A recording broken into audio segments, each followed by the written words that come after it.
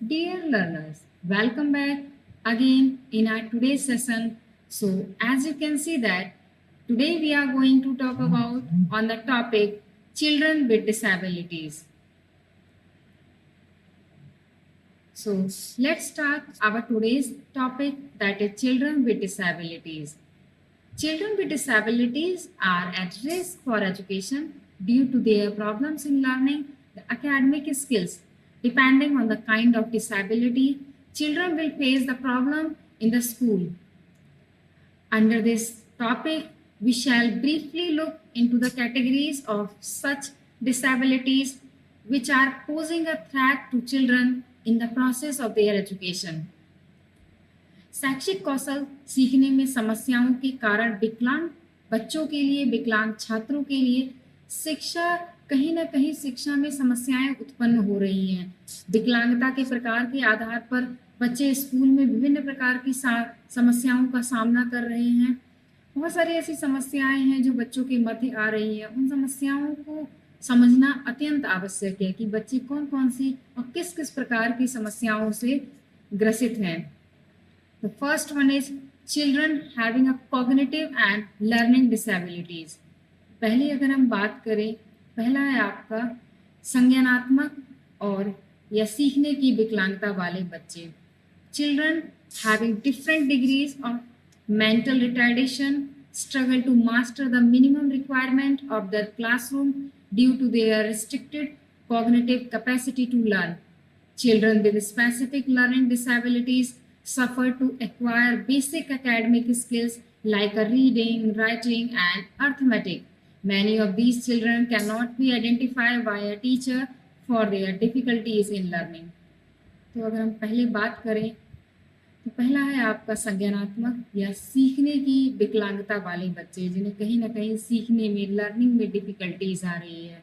तो इसमें विभिन्न प्रकार की जो मानसिक मंदता कह सकते हैं हमें, जिसमें बच्चे का आईक्यू लेवल बहुत पुअर होता है। तो ऐसे बच्चे कॉग्निटिव एंड लर्निंग डिसेबिलिटीज के अंतर्गत आते हैं। वे हमेशा पूरे सेशन में या जो उनका एकेडमिक सेशन है उसमें वह लर्निंग को लेकर संघर्षरत रहते हैं।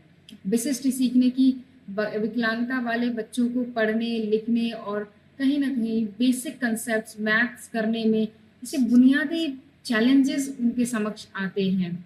इनमें से कई बच्चों की सीखने में कठिनाई को एक शिक्षक द्वारा नहीं पहचाना जा सकता है। ये आवश्यक है कि पहले हम अपने बच्चों को आइडेंटिफाई करें कि बच्चों को कहाँ समस्या आ रही है। और अगर हम कॉग्निटिव एंड लर्निंग डिसेबिलिटीज़ की बात करें तो ये आवश्यक है कि जो अध्यापक हैं वह अपने बच्चे पर पूर्ण ध्यान दें कि बच्चा कहीं कॉग्निटिव या लर्निंग डिसेबिलिटीज़ जैसी समस्या से तो ग्रसित नहीं है।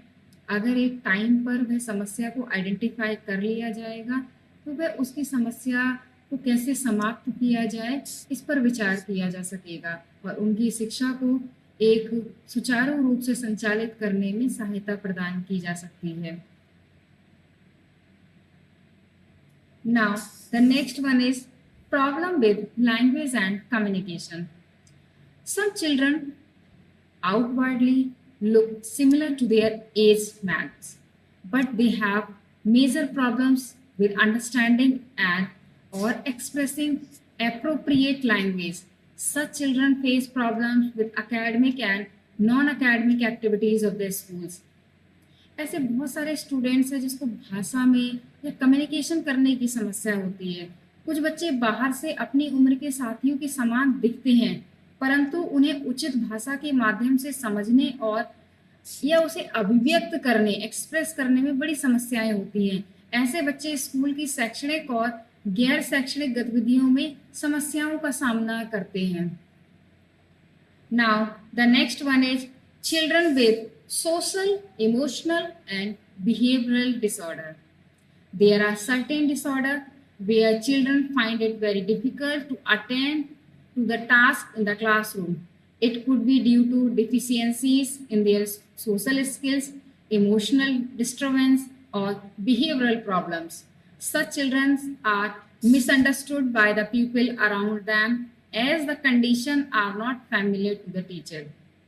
अगर हम बात करें children with social, emotional and behavioural disorder की, अर्थात सामाजिक, भावात्मक और व्यवहार संबंधी विकारों वाले बच्चों की। तो कुछ विकार ऐसे होते हैं जिनमें बच्चों की कक्षा में कार्यों पर ध्यान केंद्रित करना बहुत कठिन लगता है। ये उनकी सामाजिक कौशल की कमी, भावात्मक कहीं न कहीं भावात्मक विक्षोभ या व्यवहार संबंधी समस्याओं के कारण हो सकता है।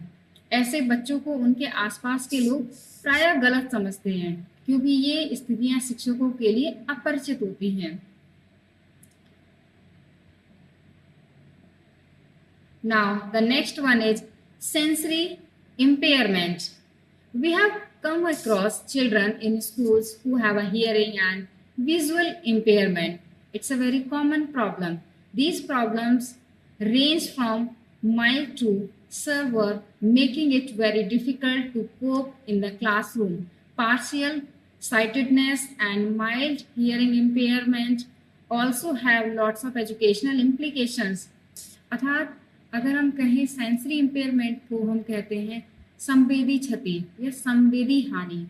हमने स्कूलों में ऐसे बच्चों को देखा है जिनमें श्रवण और दृष्टि हानि की समस्या होती है। ये समस्याएं हल्की भी हो सकती हैं, बहुत कम भी हो सकती हैं और बहुत अत्यधिक गंभीर तक हो सकती हैं, जिनमें कक्षा में तालमेल बिठाना बहुत मुश्किल हो जाता है।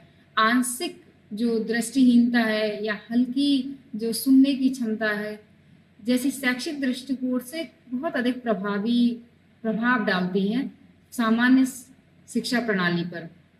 The next one is physical deviation, जिसे कहते हैं शारीरिक विकृतियां।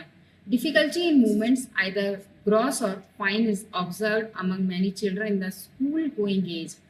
It may be due to orthopedical, neurological and muscular condition leading to difficulty in coordination of the body parts. It leads to mild to severe problem for the children in the school. अगर हम बात करें शारीरिक विकृतियों की, तो school जाने की उम्र में कई बच्चों में बहुत स्थूल, कम और बहुत ज़्यादा अति गंभीर कठिनाई भी देखने को प्राप्त होती हैं।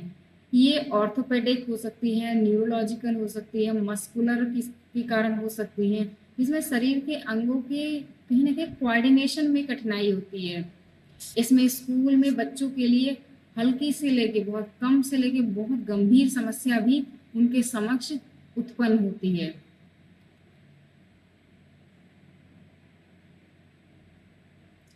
Now, the next one is health problems. There are many childhood health problems which force children to avoid school for long duration. This is one of the reasons children stop continuing their education. The variety of situations posed by the illness is serious cause for concern. Childhood diabetes and malnutrition leading to general weakness are some of the commonly observed conditions in the elementary school age. अगर हम बात करें स्वास्थ्य समस्याओं की, तो कई जो बाल्यावस्था में स्वास्थ्य समस्याएं होती हैं जो बच्चों को लंबे समय तक स्कूल से दूर रहने के लिए मजबूर करती हैं। ये बच्चों के लिए शिक्षा जारी न रखने के कारणों में से एक है। बीमारी से उत्पन्न होने वाली विभिन्न स्थितियां गंभीर चिंता का कारण होती हैं। बाल्यावस्था में डायबिटीज, जिसे हम मधुमेह कहते हैं, गठिया, मिर्गी, कुपोषण से होने वाली समस्याएं, कमजोरी जैसी सामान्यतः देखी जाने वाली स्थितियां प्राथमिक स्कूल की उम्र में होती हैं। So overall, the above categories under the disabilities leading to difficulty to attend to school or to learn impose danger to continue schooling for children who suffer. As teacher, we have to be sensitive to the minute aspects of the behavior of the children identified. The other units of this chapter will give the details of each of the condition along with ways of managing them in the classroom. If the condition seems beyond your purview, it is best to refer them the professional without losing much time. अगर हम बात करें, जो अभी हमने categories discuss की थी, जो डिसेबिलिटीज़ की कैटेगरीज थी, तो उपयुक्त कैटेगरीज जो विकलांगताओं के अंतर्गत आती हैं और स्कूल जाने या सीखने में कठिनाई का कारण बनती हैं, बच्चों के लिए शिक्षा जारी रखने में खतरा उत्पन्न करती हैं, ये समस्याएं उत्पन्न करती हैं। शिक्षक के रूप में हम पहचाने गए छात्रों के व्यवहार के सूक्ष्म पहलुओं के प्रति बहुत संवेदनशील बने। और इसकी अगर हम बात करें, ये समस्याएं अत्यंत गंभीर रूप ले लेती हैं आगे चलकर। तो ये आवश्यक है कि अध्यापक उनको आइडेंटिफाई करे और आइडेंटिफाई करने के पश्चात उन समस्याओं का निवारण करें। Thank you.